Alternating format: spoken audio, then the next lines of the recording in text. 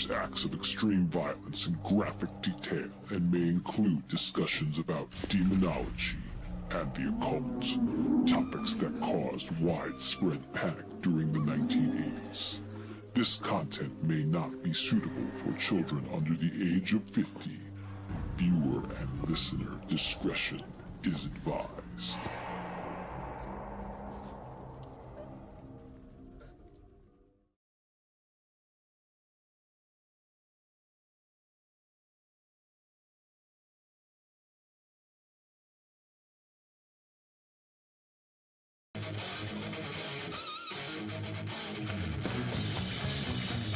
And now, from the Imperial Studio in the Free City of Longwood, welcome to Grogtalk.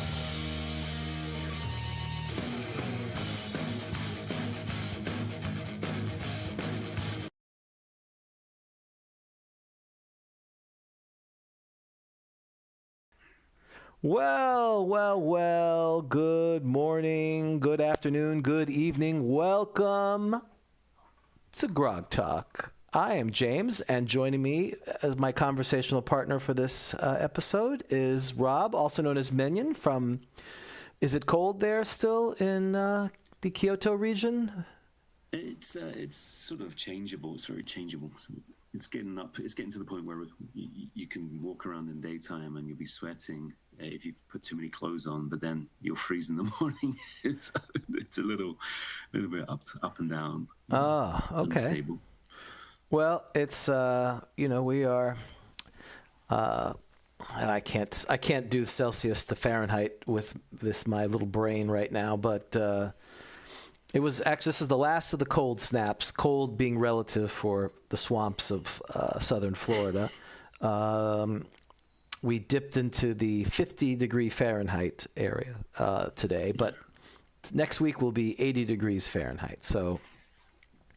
Okay, that's a massive jump. Well, it sounds like a big jump. Maybe it's not. Yeah, it's and then it will be this way for about 6 weeks, and then it will be perpetually 90 degrees with 150% humidity. Everything will sweat for 5-6 months. So that's what we'll have here. Okay. In perpetual humidity. I mean, it's not quite Manila. I've not been to Manila, but I assume it's or Brazil, or some equatorial place. But it's you use your air conditioner a lot here. Subtropical. Yeah. It sounds like Okinawa. Actually, it sounds very similar to the climate down there, and it's not far off from here, to be honest. I mean, we're going to be moving up into the 20s probably starting this week, which is, obviously in Celsius. 9/5 plus 32, that's 436, that's 68, 70 degrees, something like that, yeah. Yeah, quick maths. Into the 30s, it'll be up in the 30s pretty much for, starting June, it'll be up in the 30s pretty much every day until November. So, that's warm. Yeah, and humid with it. Well, but we didn't come here to talk about weather, did we? Well, no? It's fascinating stuff, and let's do some housekeeping because that's part of the show. We've got some conventions coming up. The first one is DaveCon, April 25th through the 27th. Tickets are still available at davecon.net. Our good friend, the Scourge of the North, Vic Dorso, is leading that effort for the 4th time.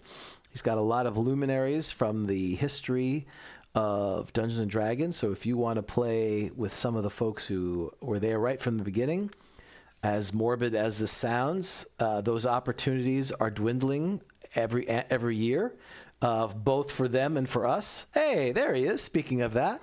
So Minneapolis, it's in the lovely suburb of Minneapolis. Please feel free to go out there. And once again, it is davecon.net, and very reasonable tickets. Vic puts on an awesome show, so please join him on that. Then a few months later, actually almost half a year later, is GrogCon, September 19th through 21st in Orlando, Florida, at the tail end of the sweating. Bloomington, 2 miles from the airport. Thank you, sir. It's you're still flying into the greater Twin Cities Metroplex for all those. I've been there once. I went there in April. It's very nice. It's very lovely. Oh, you're frozen again. Okay, well, we can fix that. We can fix that. Let me see. Let me disconnect you and connect you. No. The magic. Are we cut off? No, I see you. You just look great. The magic of live. All right. Hold on just a second.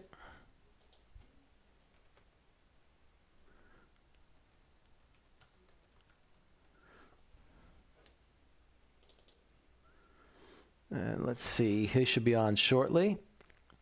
You know, that's the joy of this technology, especially when we're going halfway around the world. All right, you're back. There you go. Now, can you hear me? I can hear you. Fine. You sound great. It always seems to freeze within the first things, and then it settles down. But, of course, now I've probably jinxed myself. So, but I was saying that GrogCon, September 19th through the 21st, Vic Dorso will be joining us, and his lovely significant other, Jeannie, will be here. You know, we always love to have him down.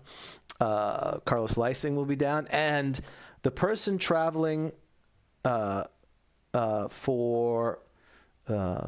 person traveling farthest to GrogCon is the Chamberlain from Australia.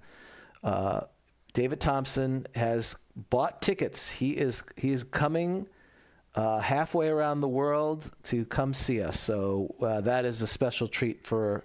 I'm buying his tickets. That's the least I can do, and have to put him into some kind of danger so he feels like he's at home. Because Australia just seems fraught with death, ways to be killed. So maybe I'll throw him in a pond which has an alligator, so he can feel like he's at home or something like that. You can just send him through, customs and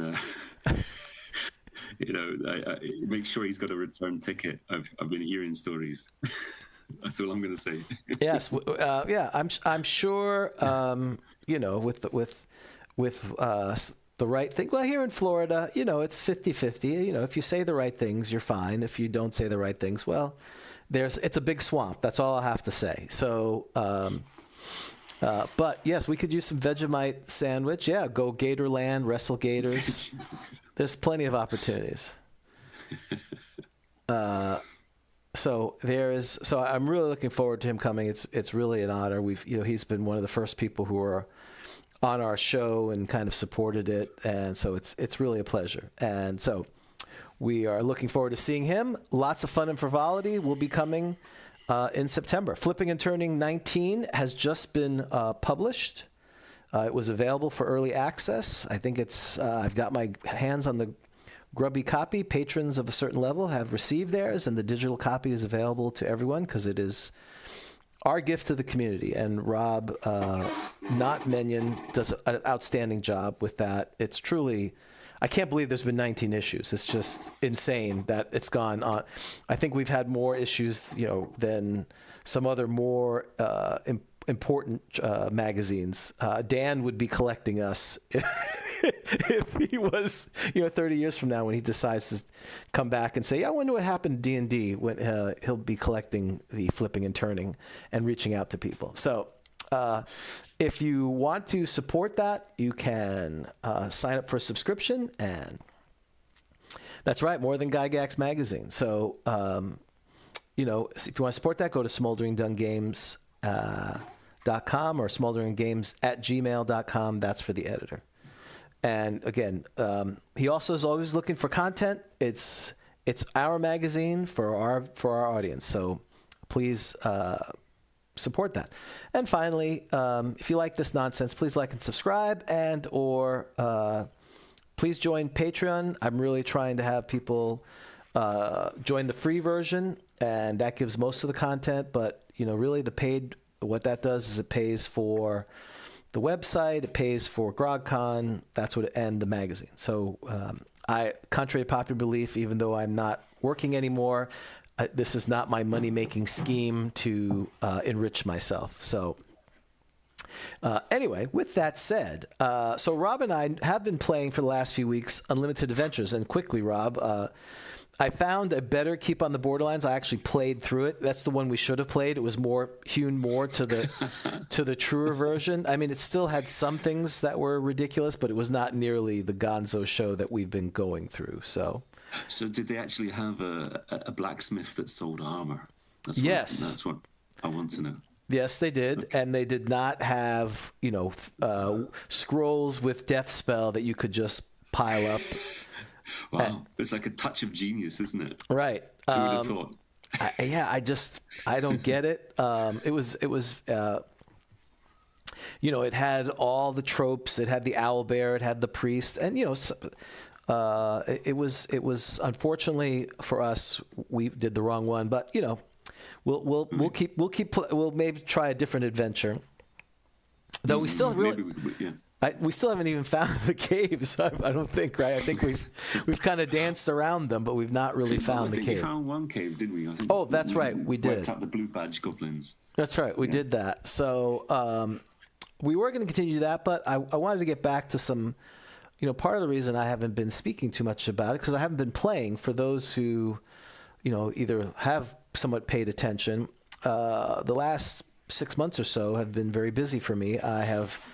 I have closed the Imperial Palace in Longwood, and I have relocated the Empire I did the calculations for my friend in Canada, about 250 kilometers southwest from where I was in the lovely metropolis known as Sarasota. So I've claimed that for the Empire.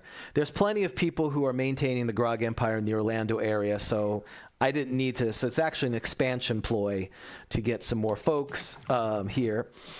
And so selling a house, buying a house did take a lot of time. And what primarily it did was impacted my regular game that I ran.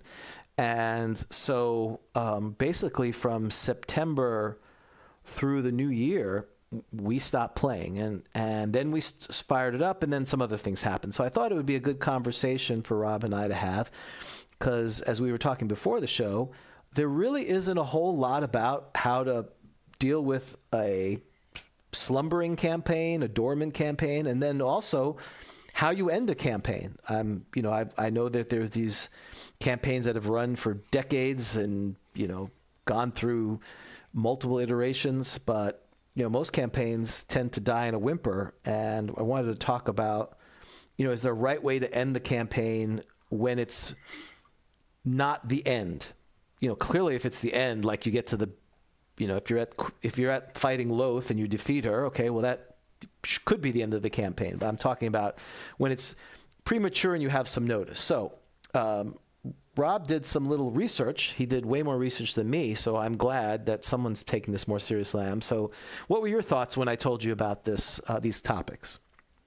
Oh, just initially I was thinking about my own campaigns and the adventures that we've been running over the years. And I'll focus on the face-to-face group that I've been lucky enough to be involved with here.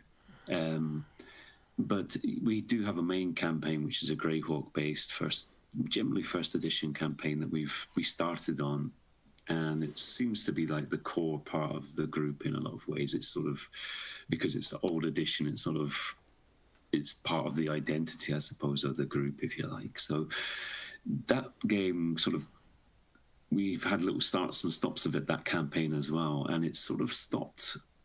Unfinished about two volumes through the Slave Lord series.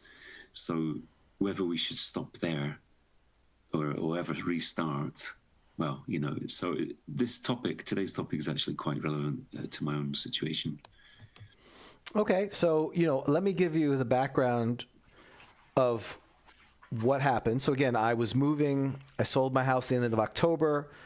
I was basically, for all intents and purposes, living in Sarasota, 150 kilometers away, and I was only going up to my previous home to work till January when I stopped working there.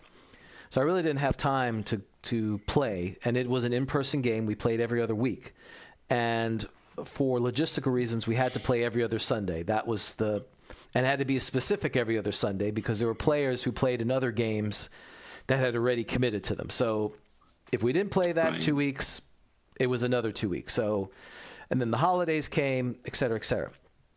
Now, I knew this was coming up, so we were playing a huge dungeon, mega dungeon, and they were getting to this point of the upper level of a big fight, with a high priest and a demon and a bunch of other things. And it was kind of the 1/3 of the overall objective for the whole mega campaign, right? They're in a 15-level dungeon. They're on level 5. Let's just use that for an example. And so I thought, okay, again, I was thinking we'll play definitely one more time between October and January, thinking to myself. So I ended the last session on the cliffhanger where they open the door and they see the demon and they see it, and I go, okay, great, we'll see you next time. So we had this cliffhanger. That I think was helpful because it motivated all of us to play. Right? We wanted to see the end of that. So again, fast forward. October became November. November became December. Now it's the holidays. December became January. We were able to play at the end of February, where I would drive up there. And so I had thoughts that I had to make, and I wanted to get. So, with that context, it's been 4 months. Before I give what I did, I want to get your thoughts. It's been 4 months. We'd been playing for over a year and a half regularly, but it's every 2 weeks. There's a big battle. It literally was open the door, and I said the next time we come back, we're rolling initiative. Right? That's where we were at. What things, with that background, what things would you have done in preparation for this reviving of this campaign? What are some of the things that you would have thought of to do? Well, that's a big question. I don't know. I mean, it also assumes that you want to continue the campaign as well, but we'll assume that's the case. Well, we definitely want to finish this thing. And the intention was up until 4 weeks ago. Well, let me add this other data point that my son still lives in Orlando, my youngest son. Mm-hmm. So I'm going to see him regularly because he's too lazy to come down here. For those who've met the production goblin, motivation of driving is not a high thing on his ability. So to have him drive 250 kilometers back and forth each way is very unlikely to happen at any regularity. So if I want to see him, I got to go see him. So the idea was I would go up there every couple of weeks. It's, again, 2.5, 3 hours. And play the game and stay with him and then come back. That was the original thought. So in my mind, I was thinking we're going to continue the campaign. All right. And there has been no change in his desire to see you and have you stay. Yeah, I think it's on a Sunday. It would be Sunday I would be staying there. Okay. But, Well,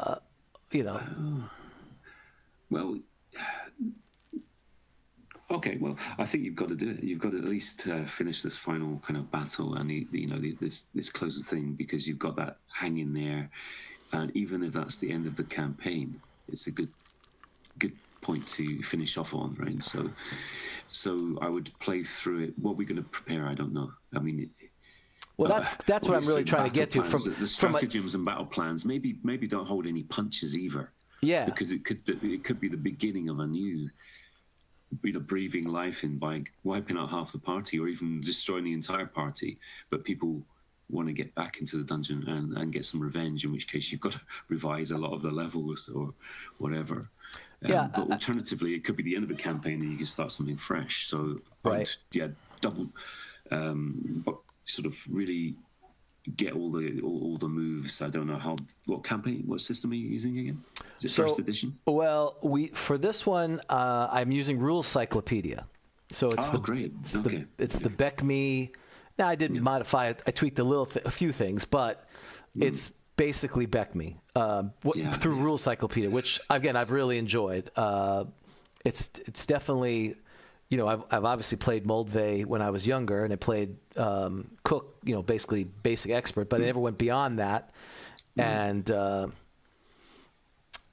that's why we did it. And there's a lot to it. I mean, it's definitely cool. I think the biggest challenge was all these people played AD&D for 40 plus years, and there's some definite changes in how the game is played. It's not quite, Latin and Italian or Spanish and Portuguese, but it's, a dialect that, I guess in a British parlance, it's not quite English and Welsh, but maybe one part of the United Kingdom, the other part where you understand most of it, but there's a few idioms that are like, I don't quite remember how that's going to be. Yeah, one of the advantages though of Basic is that a lot of stuff is built around 1 or 2d6s for the reaction rolls and everything else. So there are a few different. The core is the same. The core is built around that original D&D. 74, 75 D&D, whatever.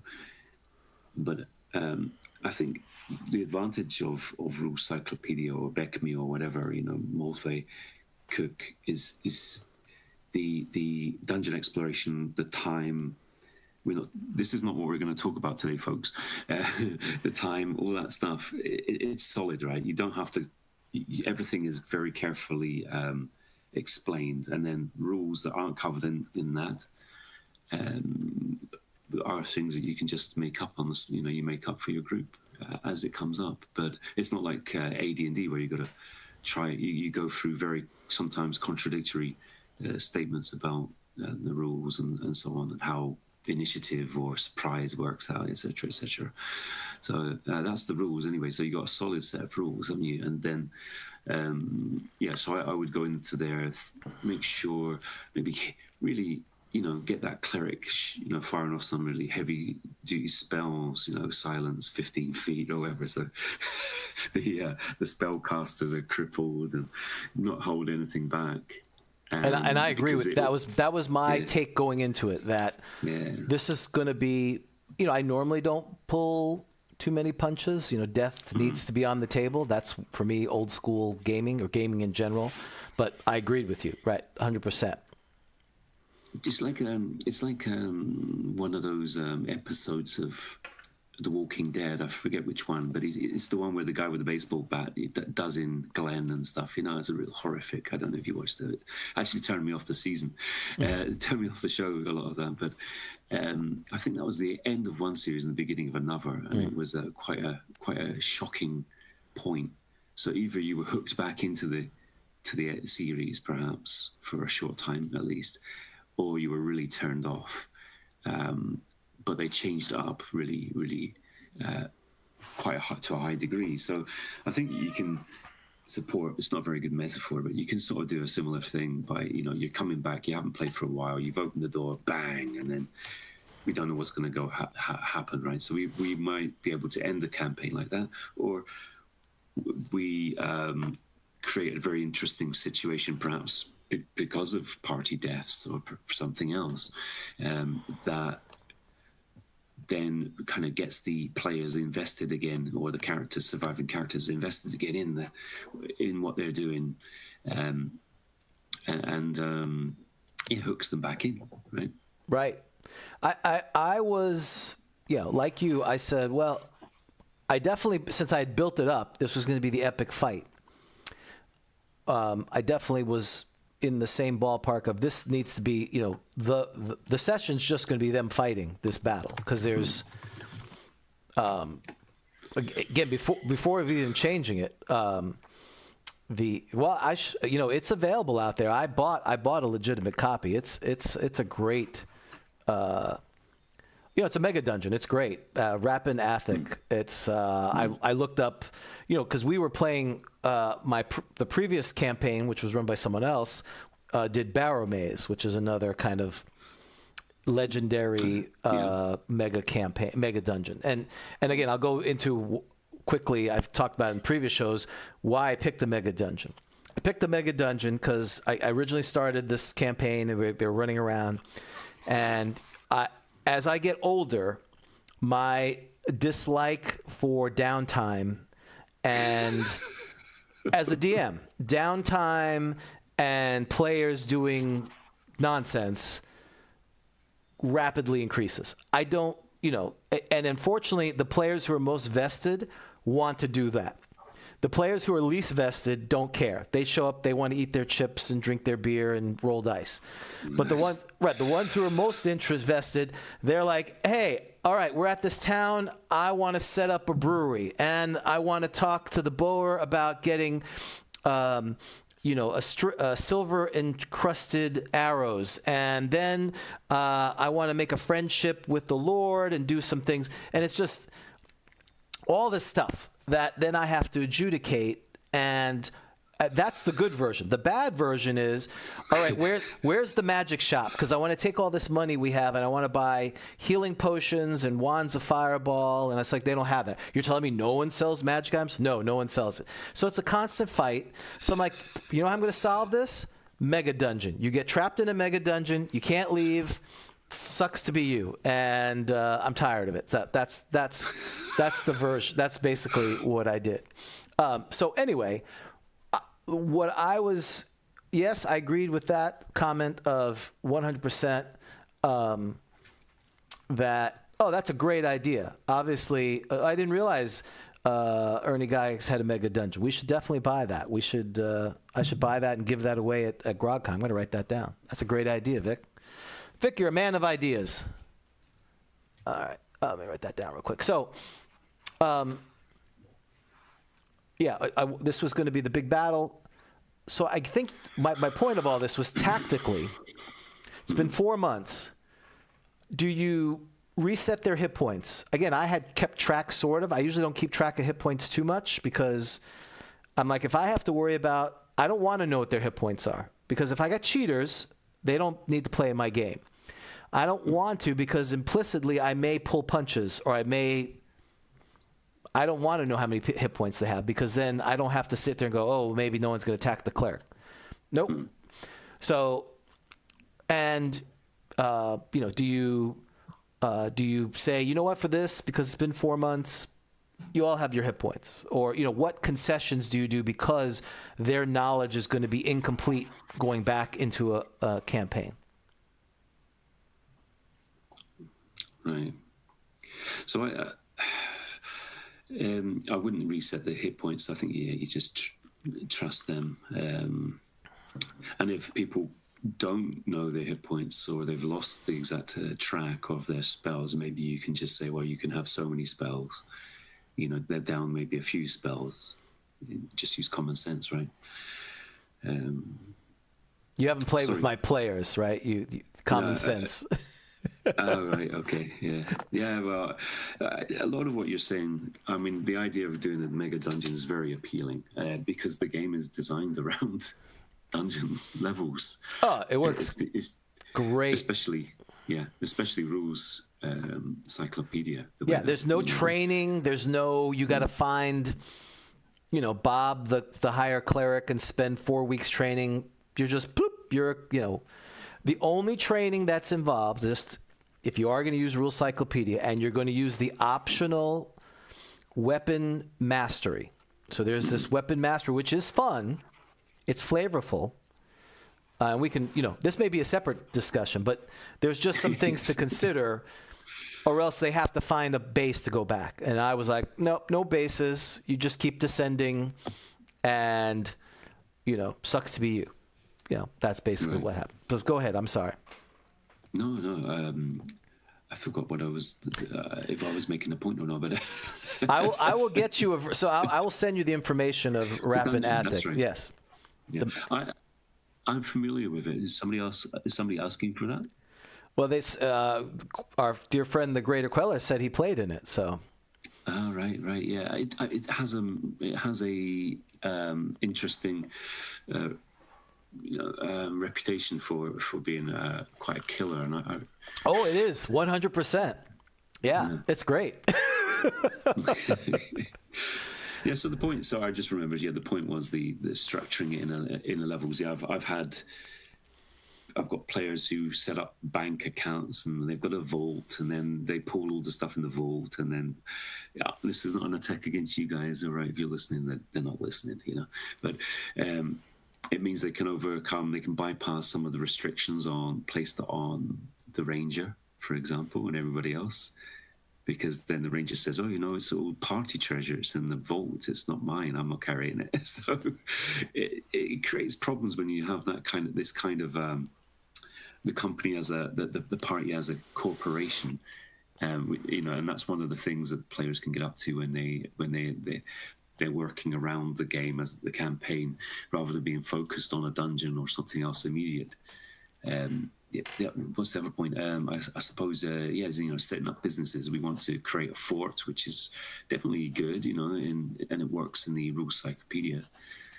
But, we want to invest in the shop. We want to buy an investment in this and that. It's like, I don't want to have to do, I don't want to merge. Yeah, I don't want to mergers and stuff. Yeah, I don't want to mergers and acquisition. I don't want to, some kind of proxy fight at the, at the town hall. The guys have got a half-finished fort. They've got a mine. They employ people in the mine. So I've got to work out using Dungeoneer's survival guide, how the longevity of this mine. It's like, what are we playing this game for again? So it's like, break out the basic D&D, guys. I've had enough of this. Right. And that's so I'm 100% it's funny because I've mentioned, during on the show, I would mention these laments, and one of my players would listen and he'd go, I didn't know you felt that way. Because the same thing with minis and all this other. Again, I can just go on a tirade of all this stuff because, again, my tolerance for that kind of stuff is diminished. It's great if someone else wants to run, but I'm running it. I don't care about your backstory. We've got Skyrim for that, Right. Or we have Baldur's Gate that can keep track of all these different factors. You want to build a house and farm? Okay, great. That's not what we're here for. We're here to kick down doors and follow a story. I mean, and save the world. I tend to, I gave them a sandbox. Well, it was the other thing. I gave them a sandbox adventure, a campaign. I basically said, the only thing that started was they were in a prisoner ship, and I used the Dungeon Crawl Classics player funnel. That was the only add-in I did. So they had 18 characters, and they end up with X amount that survived the sea trials, basically, of surviving. They ended up on one of the small islands next to X1. I basically was going to use Isle of Dread. That's what I was going to use. And make a long story short, but I threw in some very powerful artifact that, was going to raise a dead deity that they found, or at least that's what they thought. And, they could have said, yeah, we're not interested in this. Just leave it. Nope. They had to pick it up and start. Okay, well, now you've carried around, if you see the ring and you pick it up, well, now you're doing Lord of the Rings, right? But you didn't have to. That was your choice. It's like, well, we could have chose not to. You don't know what was going to happen. You chose to pick up the ring, and now you're Frodo, and Bilbo, and now you gotta play that game. So, anyway, with all that said, I just felt if it's going to be epic, and most of them are going to forget, I really wanted to give them some concessions. So what I did allow them, I did give them their hit points, well, because they were pretty underpowered too. I mean, they were between 6th and 7th level. They were fighting a 9th level cleric, a type 1 demon, a specter wizard, 5 5th level clerics, and 12 1st level clerics. And then I added this little tension thing, which wasn't in there. It was in this Temple of Orcus, and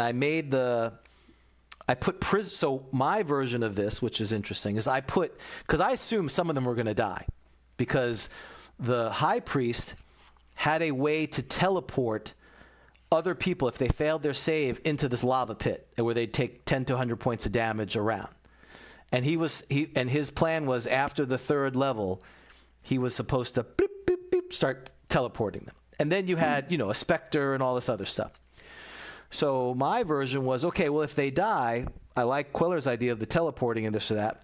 I put cages of prisoners that were going to be sacrificed, and they were going to be sacrificed every few rounds. And if they survived and they, half the party got wiped out, they could take over those guys, was the idea of that. Right. But also, very good. I put a timer on it. So every couple of rounds, they would take out the prisoner and throw them onto the altar of Orcus, and Orcus would eat them, and then they become some kind of undead that they would roll. Like I showed them the table and said, all right, roll. Oh, you didn't save Bob, this prisoner. Now he's a ghoul. That kind of thing. So it motivated them not just to defeat the things. So it was a 3-hour battle. My friend Lane set up a visual representation. I actually have a picture here somewhere. Let's see if I can show you. It worked out perfectly. It was epic battle. They made 2 saves against being teleported. The guy had Slay Living. He casted, his save or die. They made their save. They made the saves that they had to, and again, it was truly an epic fight. Here it is. Let's see if I can. I don't know if you can see it, but there it is. There it is. Oh, right. Okay, good. All the minis and stuff. See, that's them going into. That's them going into the. They're in the hallway, and they enter the temple. See, they're standing. Excellent. So it was well done. This is when you want to use minis, yeah. You don't want to necessarily use them all the time. This is the kind of thing that just like, all right, here we go. Yeah. This is an epic fight. So again, my take on it is if you have a suspended campaign and you're going to try to revive it, are people motivated, right? Are you the one dragging it forward or the players dragging it forward? If one side or the other is not super thrilled about it, you probably should put a bullet in it, right? That's right. But this case, we all wanted to move it forward. So that's good. I went into the Dungeon Master's Guide for ideas about the ongoing campaign, and Gary doesn't have a lot to say about this. And actually, not very many people do. So it seems to be much more about what.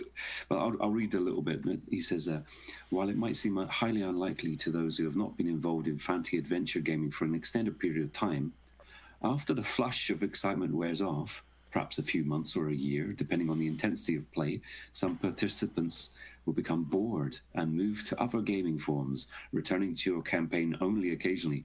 Shortly thereafter, even your most dedicated players will occasionally find that dungeon levels and wilderness castles grow stale, regardless of subtle differences and unusual challenges. It is possible, however, for you to devise a campaign which will have a very minimal amount of participant attrition and enthusiast ennui. Wow. And it is not particularly difficult to do so. So to translate that into English, what he's saying is he's saying that you can maintain people's interest in the campaign and they won't get tired of it and drop off and go to other campaigns or stop playing D&D altogether. And then he goes on to talking about some campaign things that you can do, what he did in his Greyhawk, Castle Greyhawk dungeons, including like this just unusual layers where there's a place where you go to like Greek mythology, or there's like Alice through the Looking Glass, etc., etc. Right. And this is then an opportunity for him to talk about Boot Hill and Gamma World, right, and push those games. Buy these if you like this game from TSR. You can bring these ones in as well. So he's showing that it's an endless possibilities, with a D&D campaign, and that's kind of what most of the other books, I was looking in 5th edition, 3rd edition, and they're basically the same. How to maintain interest, how to build, new opportunities and objectives into the game. I've got Pathfinder here. Campaign endings. It's like, well, how do you end your campaign? Well, you can choose to end at a certain, once a certain plot point has been achieved, like the end of a story, the great quest, or at a certain level, right? Once the player's objectives, their own personal objectives have been performed. Looking in Rollmaster, again, there's not really much. So yeah, I did a little bit of checking, but there's really not much. And it really breaks down to end the campaign with an appropriate adventure. And there's two ways you could do this. If it's a quest or goal-oriented game, you might have an explosive climax which determines the success or the failure of the campaign. You imagine the whole campaign fails and you just waste like a year. Any rewards and benefits might follow. And then the campaigns oriented towards complete independent action and detached adventuring might end with the breakup of the group, possibly after a particularly fine fight. So it goes into more detail. I won't bother going further than that. But maintaining interest seems to be the main point. And the only person who really talks about people drifting away seems to be Gary. You know, actually, people might just get sick of playing D&D or your campaign or your dungeon, and they'll just wander off. So I suppose then the idea is, right, in this current campaign that you're running, or the one that I'm running for the AD&D group, my AD&D group, are we still enjoying that world, those characters? Is there still something that can be built upon, or do we want to play other things, which we've occasionally done? We've gone off to play Call of Cthulhu, and then we'll come back once we feel like it, and then, you know, we'll take a break again, which is another way of doing it, isn't it? Right. You know, staggering it rather than just saying, yeah, we're finishing. We just say, well, we've come to a particular end of a module or an end of a chapter, and okay, well, let's take a break because A, B, C, you know, maybe people's schedules have changed around a bit or players have dropped out, and you try something new, you know, a starter set or whatever. Yeah, I've been very fortunate, at least for the last few years since I started playing again. I've run 3 campaigns. One ended, they had an epic battle, they stopped the bad thing from happening, and it was a good time to end it. And everyone felt like that was good. I also was fortunate is I haven't had that much attrition. I mean, we've had, the core group has been together for 5+ years of a handful of people. And again, this was out of 50 or 60 people that Dan and I kind of attracted based on the fact that we had an open game at a game store, right? That he started. That's how I joined him. That's how this whole craziness started. And eventually it sifted out where just before COVID, we had gotten down to a core group. Then COVID happened. That kind of killed the in-person game. And we didn't, none of us who were the core group wanted to go back to a gaming store. We'd rather play at someone's house. You know, it's just more relaxed. Right. And the other thing that we had that I think a lot of people have is we were not friends. I mean, we had some acquaintances. You know, we would maybe go for beers every once in a while, some of them. But it wasn't we were friends who played D&D. We were D&D people who became friends. So what was good about that is that most of them didn't care. You know, as long as it was fun and they kind of expected it, they didn't care what the campaign was. You know, kick stuff down, fight it, see you next week or whatever, see you 2 weeks from now. They didn't need to be entertained. It wasn't, you know, are you entertained? They didn't need an epic backstory. In fact, the more epic the backstory and all this intricate, you know, then you get the sadness of the DM, as I call it, when, you know, you have all these names and this and that, and they go, I don't know, the guy with the funny accent told us to go here, and the elf said this. No, he's a dwarf. Yeah, whatever. You know, they don't care. Tell me what I got to do. You know, and in fact, when I play, I'm the terrible player. You know, the last time I had a character, he was a 600-year-old half elf because he was a cleric, right? He's multi-classed, and your minimum age is supposed to be 600, so he's middle-aged, and And the short version was, he's lived 10 generations more than these humans. 20, he's seen 20, 15 generations. And so they'd be like, well, we're gonna go into this. He's like, why? Why are we doing that? We're gonna attack this fort. He's like, why are we doing that? We'll just sit here and wait them out. What do you mean wait them out? They'll come out and no, we need to attack. So and why are we doing this kind of thing? It was always questioning. Whereas most people are like, okay, today's adventure is the DM says we're going into this dungeon, we're going in. So I was very fortunate that the groups recently that I've played ended the campaign, and if it ended, they didn't care. They'd just start over and play something else. They didn't need the motivation to it. They would not drift off. The reason people would leave is if they moved or, their schedules, their work changed. So, that was the thing. So I didn't have the same, I don't have the Gary Gygax concern of I got to keep making this fresh. The downside was all they did was want to play D&D. We talked about, maybe we should play some board games or play. No. If I'm not playing D&D, I don't want to play that with you all. Nothing personal, but if I want to play something else, I'll play with my friends, or I'll play with my kids, or I'll play with my other group. I'm coming together to play first edition D&D because this is the only place I can get old school D&D. But that to me, as far as ending the campaign, so the reason I ended it was because that trip and the subsequent trip, because instead of taking 2 hours it's taking almost 3.5, 4 hours because the traffic between here and Orlando is insane. And by the time I get there, it's almost mid-afternoon. And then if I don't stay with my son, then I'm driving back and it's 9 o'clock. So I basically spent 3 hours playing and 8 hours driving.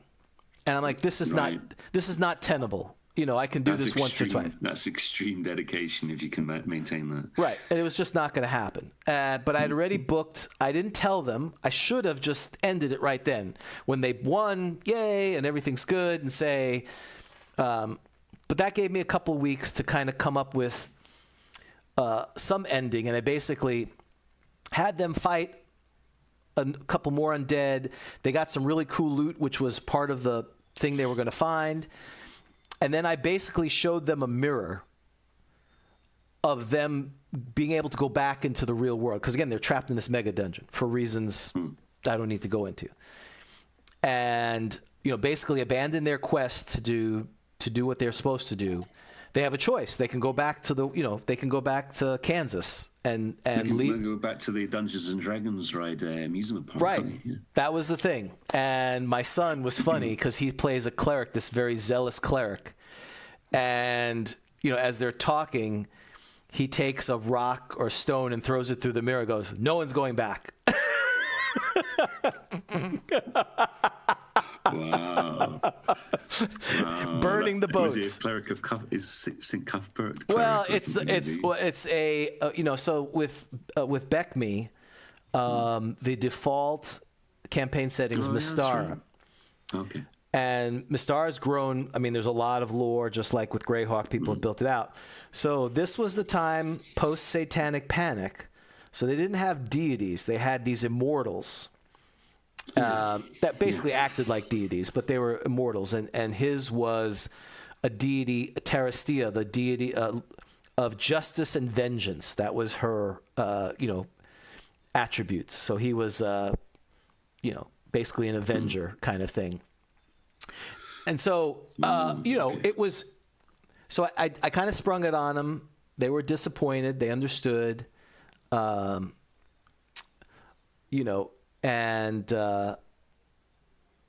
I think it was hard. It was the first time. I've 3 campaigns. I've run 3 I've run multiple campaigns, but 3 campaigns that have ended not of my choosing. One was I moved to Florida, and that was the one where we said, "Oh, we'll see you in a couple weeks," and a couple weeks took a month, and all of a sudden I was on a plane to Florida. And that's where I lost my original DMG. I have my other original Player's Handbook and Monster Manual. The second one was after COVID. I was playing online, and 2 of my players started fighting online terribly. I'm like, I don't have time for this. If you're not going to, I'm not going to pick. It's getting to the point you got to pick one. I'm like, I'm not picking any. I'm done. And then this one. So it was bittersweet because I like playing with these folks, and I like DMing. So that was my experience. Maybe you can go over your experience. So I say all this is, it was good that we had an epic thing. I felt like it was resolved somewhat. They basically made their choice to continue on the campaign, and I basically said, and now you descend down to the next level to await your destiny. This is the end. Yeah, that's an epic. That's a pretty good way to end something, right? You don't have to have the party finish. Do you really want to see us?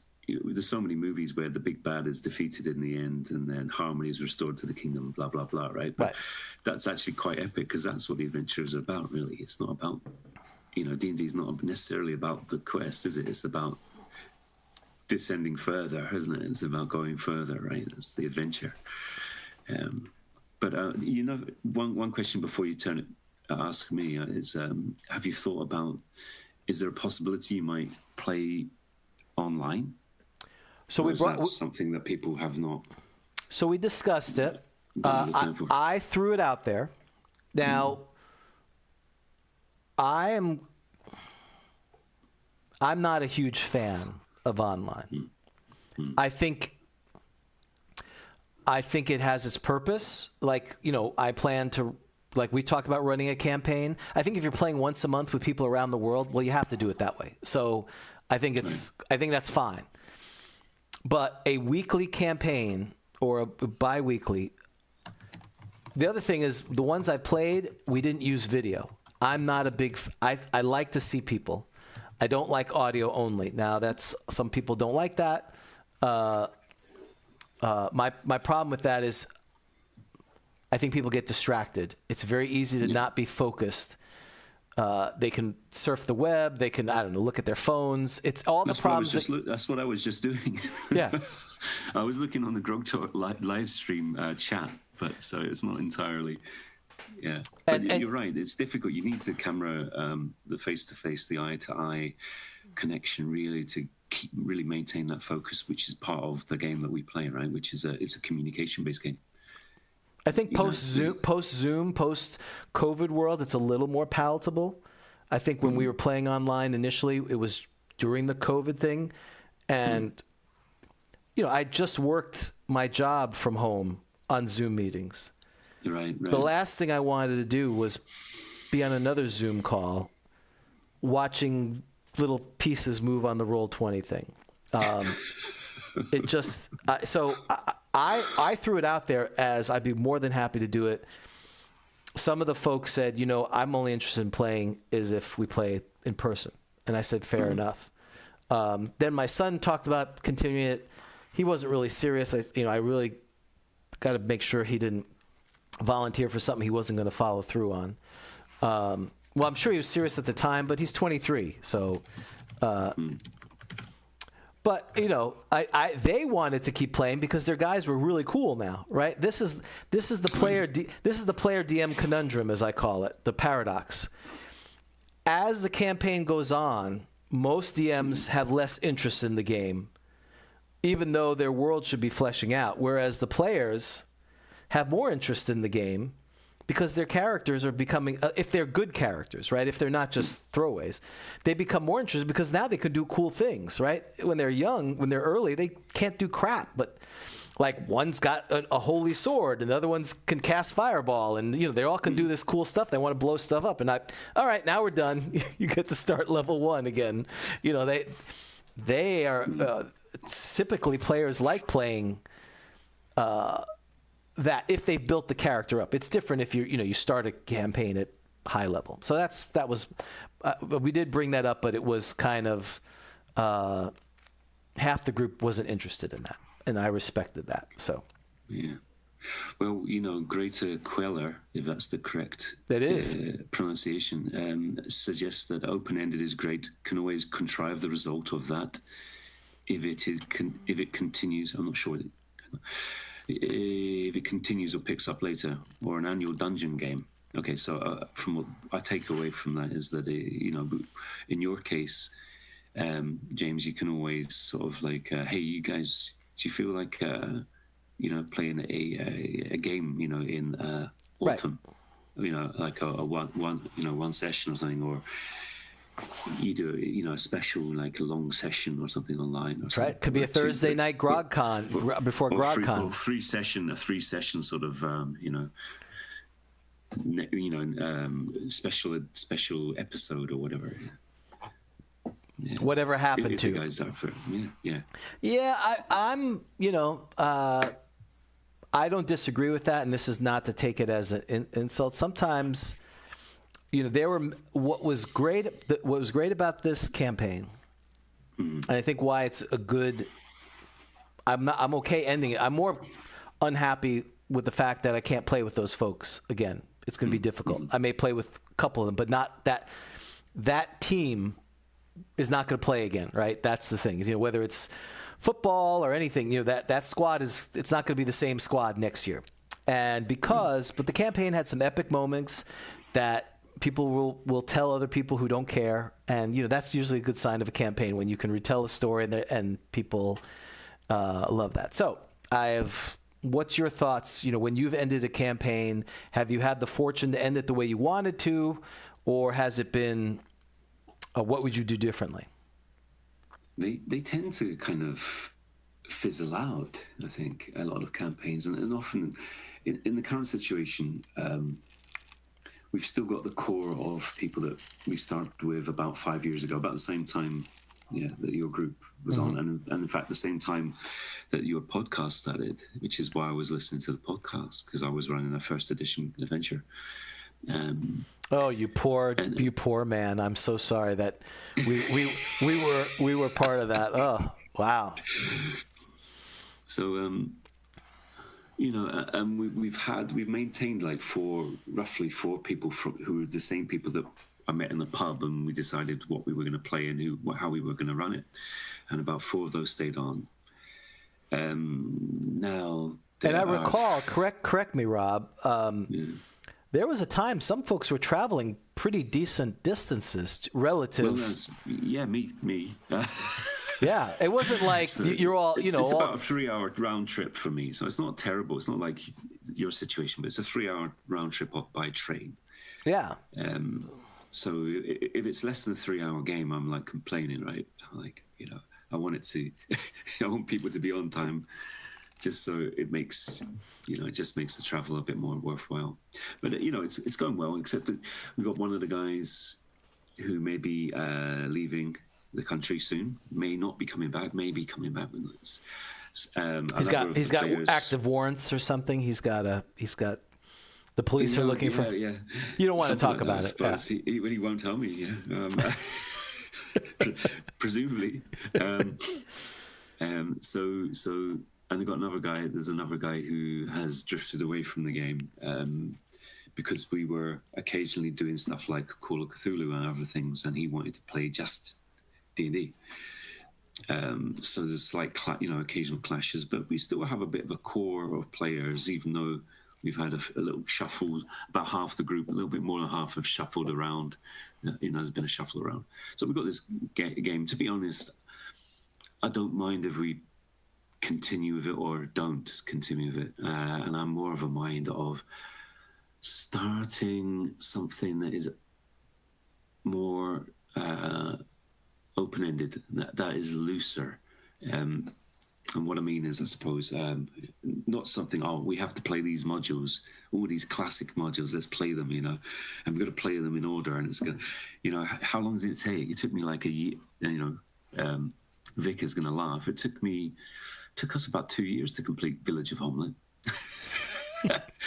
That's how convoluted it became, Right. It's sort of all these little plot points, these characters and all these little enemies and stuff in the story actually started to pull the story in different directions. And of course, AD&D, you're knocked down under 0 hit points. You've got to rest out for a week, right? Even if you're healed up. all this means that the time is changing, the clock is ticking, things are happening. So it became quite an unusual experiment in Gygaxian, maybe, style D&D. Well, that's great, but I really miss dungeons as well. I like dungeons. I like dungeon exploration. I don't want, they've got the ring and they have to do X, Y, Z before the world ends, and you've got so many months to do it, because then you've already charted. They're already looking at this world and everything they're doing within it through a sort of a kind of you've structured the plot in a way that makes it a what's the word I'm looking for here? It's a railroad, isn't it? Yeah, railroad. It's a kind of plot. It's linear. It becomes like, well, now we have to do this and this and this and this. Otherwise, Zugtamoy breaks out of her dimension and Loth destroys the world. Stirich, whatever the name of the town is, that she's inexplicably attacking in Orth or in Greyhawk in the Q series. Yeah. And that was the campaign. Events. Yeah, these events that will definitely happen unless stopped by the players. But in order to continue the adventure, they have to happen so that the players can stop them, and then there'll be another event. That's you could just have a dungeon, set up a dungeon where they have to go through that door to go to the next room and the next room, and it's all a linear. There's a creation of plot points and events that make it turn the whole adventure into a linear kind of thing. And what is exciting for me about D&D is when people do something unexpected or use the environment in an unexpected way, not necessarily investing in mines, but actually within the dungeon, like strategically or whatever, or making an alliance, which is what we're doing in one of our adventures, making an unexpected alliance. Do you want me to tell you about this one? This is a new one. Sure. So it's a little bit of a totally unrelated, but we're playing a campaign, and this is the kind of style that I like, a dungeon exploration. It's using Iron Falcon, which is based on 1975 D&D with the Greyhawk expansion, and very close to the original rules. It's a setting called 1975 Lakeside Adventures, and it's actually sort of like you're in the real world, and the magic is starting to bleed into your world, right? And so the cellars become a gate. There's a gate opened up to the dungeons below. So anyway, we've been exploring this thing, and the world is magic is starting to seep back into our world, into the world of 1975. So our character, I play a Hell's Angel. After my original player was a Catholic priest called Ricardo. Unfortunately, he met his demise. He was killed by a gelatinous cube when he refused to give up the rest of the party who had already been paralyzed by the gelatinous cube. Not a very epic ending for that party, but that's for him. I've got a biker now, and so we've quickly going forward. We've got this. These hobgoblins want out. There's like 4 hobgoblin survivors after we've killed a bunch of them, and they want to get out into our world. We can't let them out into the world. So we're saying they're being pushed out by the gnolls and other forces in the dungeon. So we've created an alliance where we're going to supply them with food. We're going to help them defeat the other enemies, including setting up a situation where we get the gnolls and the ghouls to attack us at the same time, so that they then end up fighting each other as well. And a huge carnage, maybe a TPK will ensue. But like that, to me, that is D&D. Yeah, and that's the point of my long right. That's the Lost City, B whatever that was. That's the Dwellers of the Forbidden City. Same kind of thing. All these, to your point, these mega dungeons, these large areas where if the party just tries to systematically clear the dungeon, they're probably not going to be successful. They have to pick a side sometimes. The Rohos or the Baxters, which is, fistful of dollars. Oh, no, yeah, fistful of dollars. You got to pick a side, or pick multiple sides, or pick no side, that kind of thing. And definitely that's the allure of the mega dungeon. In its pure sense, literally one giant level, and there's factions that you can change the balance of it. And hopefully that will be the monthly campaign, spoiler alert, that we're hoping to run for our patrons, that Rob's is committed to running. He said it casually, but now I'm going to hold him to it live on the air. So I will be committed. Yes, If one I way or don't play another. it, I'll be committed. Yes. So, but it was interesting because you say that everything you said is exactly what I wanted to do in this campaign, which was no epic story. I'm going to give you a bunch of quest points. You all decide, right? They find a map to a pirate's cove. They find they find an ancient temple that points to this other temple, all these kind of things. And invariably they, and what I was doing, because I'm lazy, I would go through and look at the old Dragon dungeon online. I'd find these one session adventures and I'd plug them in. Because this way I wouldn't have to do a lot of work. And one of them was cool. It had this, they find this lizard king, like a proto lizard king, not the lizard king from the Fiend Folio, but kind of a proto lizard king. And he wants to, he's entombed years ago, and he has this scroll that will enlighten the lizard men to become more sentient, more powerful than they were. And make a long story short, the players had to make a decision. They either had to collect these artifacts, which would a deity would want, and by doing that, allow this lizard men to go off and become super lizard men, or they could fight the lizard men. And they decided, no, we're gonna take the artifacts. I'm like, I wonder what's gonna happen. Well, you don't know, right? That's to me, that's the beauty of it. When you make a choice, there's some ramification. Not only the choice of the alliance, right? In this case, it's you've allied with the gnolls, the hobgoblins. Well, you may have had an opportunity to ally with the bugbears. I'm just making this up. Because you didn't do that, now something else is going to happen. That's the beauty of the game, is that give and take. And people love that their actions have consequences versus the railroad, a.k.a. Dragonlance. At some point you got to meet Gold Moon or whatever her name is, and at some point you got to go here. And while people love those stories, Star Wars, epic Lord of the Rings ones, I wasn't. That wasn't D&D for me. D&D for me is you have these choices, you make one choice, the other choice window closes, and something happens, which you may not like. Right. And so I'm looking forward to it.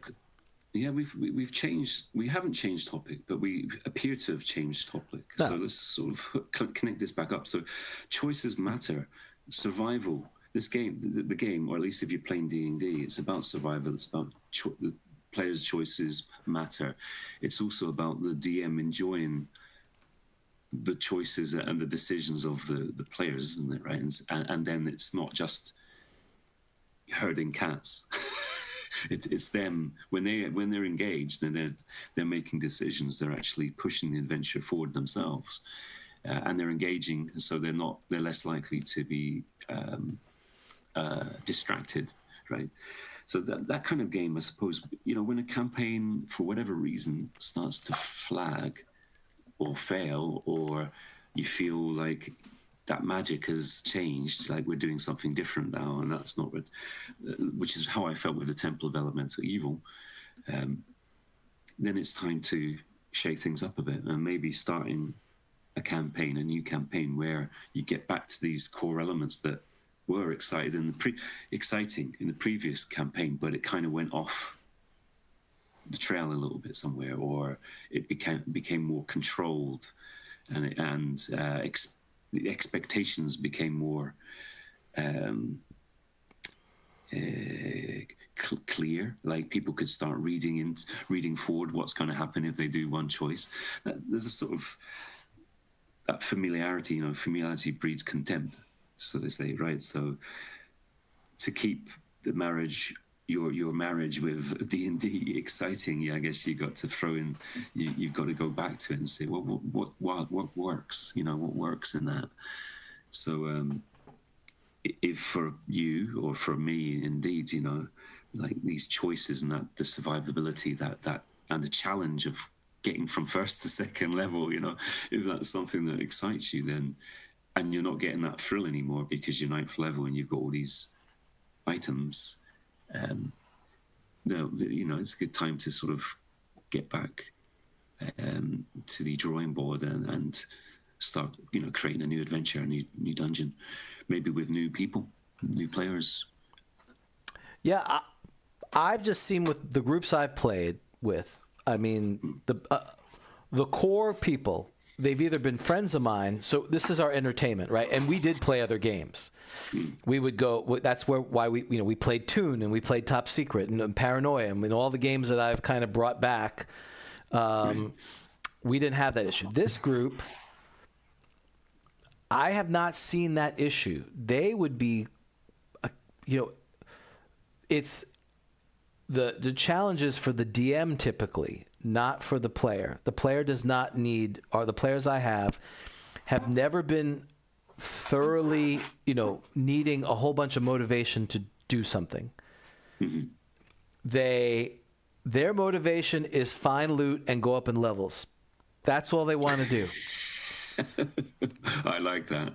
They have, that if they will get lost every once in a while. I mean, if you make the quest too far out, like it may need, if you need 6 sessions to finish the quest, they'll sometimes be like, why are we here kind of thing. So, that's a DM issue. But if you could create a dungeon generator simulator for them where you could put a cutout and play and be entertaining, they would be fine with that.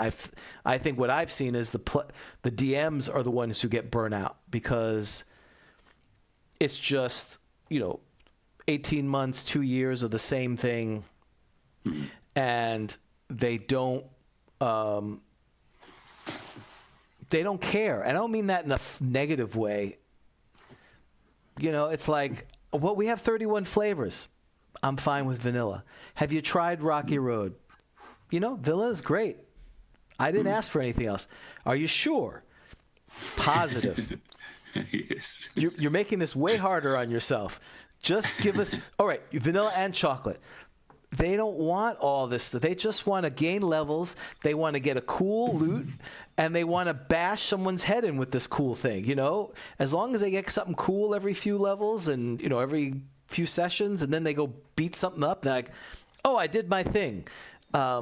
That's the groups I've been with. I know there are other groups who don't do that, but I've been blessed and cursed in some way, right? It's always that, because again, on the one hand, I can't complain because it makes it easy for me.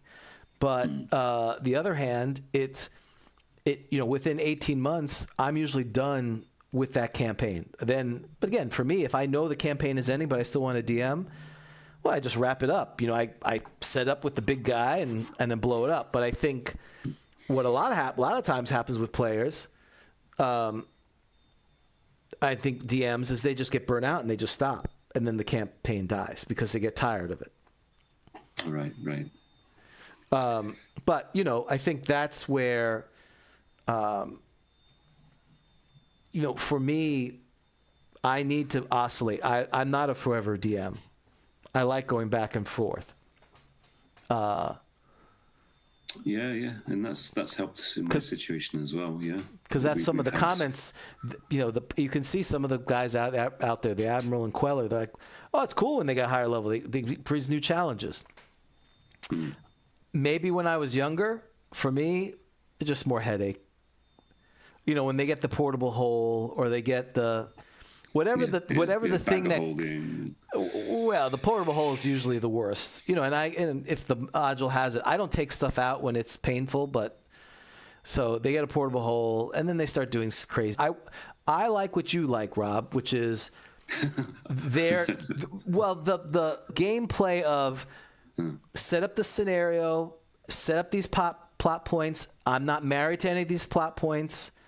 Let them make the decisions, and then have the improvisation and the plot develop from that. That's right. That's the fun. That's the juice. Like, Well, you did this with the hobgoblins. This is part of the beauty of old school as well, because the improvisation, it doesn't have to be acting, right? It doesn't have to be poor acting. The improvisation is actual ideas, bringing ideas to the table, making interesting choices and decisions. And then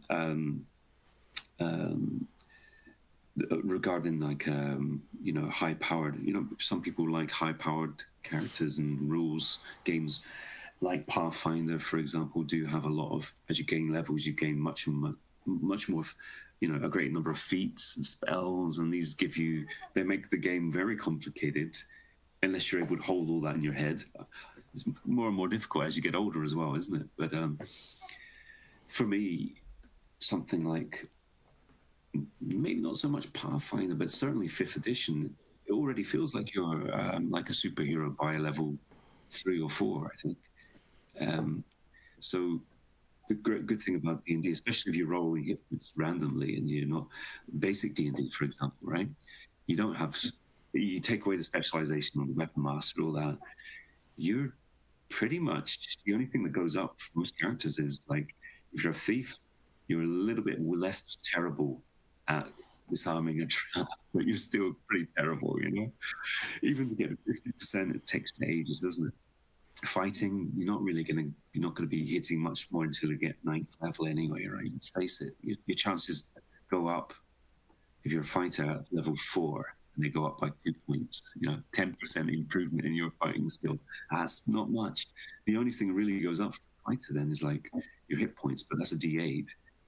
What's that? An average at level 4, you're talking an average of 4.5, that's 9, is 18. Is that right? About 18 hit points. But you're probably not going to have a +1 Constitution bonus or more. 18 hit points, that's not a lot, really. If you're doing dungeon, you're getting whittled down, aren't you? All they need to do is roll monsters are rolling, 16, 17, 18, and it hits you. So these characters, if you play D&D, AD&D even, as intended, and you don't give extra high stats, they really don't have a lot. There's not really a lot of resources that they've got to draw on, other than their wits, their decisions and choices and stuff, right? And right. They're going to leave the dungeon, or if they can't leave the dungeon, return to some safe space, where they can rest up a bit. So, yeah, like the game that we've usually deciding to play these old school games, that's the benefit of that, is it's well adapted to the strange exploration game, the strange mixed genre that it was set up for, it was designed for, which is the levels, exploring the levels. But then, of course, we can go back to Gary Gygax and how do we maintain their interest in the dungeon, right? But I suppose as you proceed, you meet different factions, you meet different NPCs. If a monster runs away, was it recent? We were talking about like a goblin had run away, or a hobgoblin had run away, and that had become an ongoing right. Just by accident. In other words, the fact that it happens develops it out naturally. It teases out the character, doesn't it? If you had made Feudmaster Toei the hobgoblin who, from Dragonlance, and he's going to run away after in the second round of combat because he's important for the for dungeon, Dragonlance 4. Well, right, that's exciting as long as you don't lift the veil. If you don't move the curtain and they can see all the mechanics behind it. As long as you maintain the illusion of choice for the players, then they can enjoy that style of gaming. But in our game, it's really down to the players. Once the dungeon master has put everything on the table, the dungeon master doesn't necessarily know what's going to happen. In that kind of environment, he'll know that there's certain spaces, but he or she doesn't know how the players are going to then reroute everything and bypass Right. stuff and stuff. And a good dungeon master maybe sort of it enjoys the ways that the players then use that space, that sandbox, and create something unexpected out of it that then becomes epic. Not because it was designed to be epic, right? But it just happens that way. So the campaign runs until it's no longer worth running. Right. Right. Once the players run out of the ideas and the space has been used, and we need something else, we then go and play West End Games Star Wars for a bit, right? Or whatever. I think the thing is, someone has to be paying attention, whether it's the DM or the players, and say the course has come, either because of the DMs are burned out or the players are done, or else you get the unsatisfactory ending, which is we just stop playing. The last session becomes the last session, not because people thought it was. It's just we never get back together again, or it's 2 months go by or 3 months go by, and then someone goes, you know what, I'm thinking about starting up, and everyone goes, oh, thank goodness, good, because we did not want to go back and play that again, whatever that is. People start finding things to do instead. So, okay, well, I think like a campaign, we should recognize when we've talked about it. But there's some good points we need to talk about going forward. I thought that was some good stuff. So you should ruminate on this because you're still going to be awake. Well, I'm going to be continuing to drink my whiskey and ginger ale and then passing out at some point. So we can talk offline. Maybe next Friday we can play a little UA and talk about the campaign and also what other topics that brought up, because I think, like you said, that definitely what are, how do you align the player expectation to, or the group expectation to the DM? Because I think if they're aligned, you're going to have a much more likely chance of things continuing. Well, thank you. I'm just looking for before you sign off. Just looking at the comments. They're like, oh, I actually like going up high levels. There you go. So you've always got this group of people who are they have different expectations, regardless of whether they're players or the DM, right? And that's on how the game is going to continue to progress. When they get to a point where they're not enjoying that anymore, will differ from player to player, from individual to individual. But also when the game can be stopped, there's always going to be people who want to continue that campaign, and there'll be people who said, no, we've done what we set out to achieve. So you'll never get this perfect sort of maybe consensus, but I think we can. Well, it's like all these events, endeavors that whether it's fishing or football watching or painting, whatever hobby you have, playing music, 99% of the time, you're either thinking about it, researching it, reading it. Very rarely you're playing it, but you're playing it or doing something for those one or few times when the party's halfway, half the players are out, the thief is left. He's going to make a backstab. It's a desperate attempt. He needs to roll a 20, and he rolls the 20, right? And everyone rejoices because it's the epic moment, right? And that's what we all live for, the DM and the player. Hooray, hurrah, we did this. The rest of the time, it's I open the door, roll D6, I do this, or I'm reading about it, or I'm doing podcasts. We're all looking for that high of those moments that as a collective group we experience and go, that is the pinnacle, whatever the pinnacle is for you. Whether it's negotiating with, 2 hours negotiating with the runaway goblin and having a great time with this goblin who didn't exist 3 hours ago. Those moments are what we live for, and that's we're always looking for ways to maximize. And I think that would be a good conversation for next time: is how do we maximize? Is there a way to maximize, or is it just frequency in playing, right? Is it just quantity over quality? Or is there things that we can do as a group or as a DM that will maximize those efforts. Because that's what makes me want to play, is the unknown, the experience of the unknown and the epic to happen, not contrived. Those moments, right? I'm writing this down, okay, and I'll lose my notes, and then we'll have to remember what we were talking about. We can look back at this recording. Right.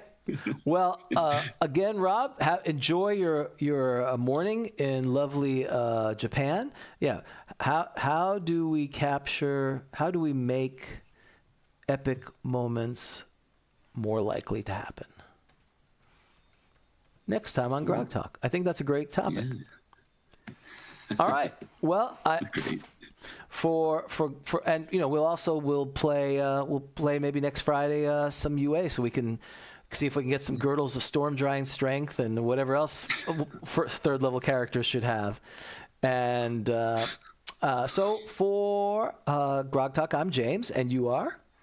I am Rob, also known as Menion. And thanks for everyone joining the show. We'll see you next time on Grogtalk. Take care. All right, bye-bye now. Bye-bye. Grogtalk was taped in front of a live studio audience. We don't got no dragonborn in Hamlet. A dwarven magic use you won't see. Clerics must have deities to worship, as written in the holy DMG. We like delving dungeons and loot. Every orc is evil through and through, and we don't stay our hands and spare their children like the 5e hippies in the game stores do. And I'm proud to be a first edition Grogtalk. Second.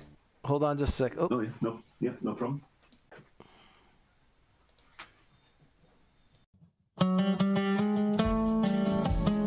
Grogtalk was taped in front of a live studio audience.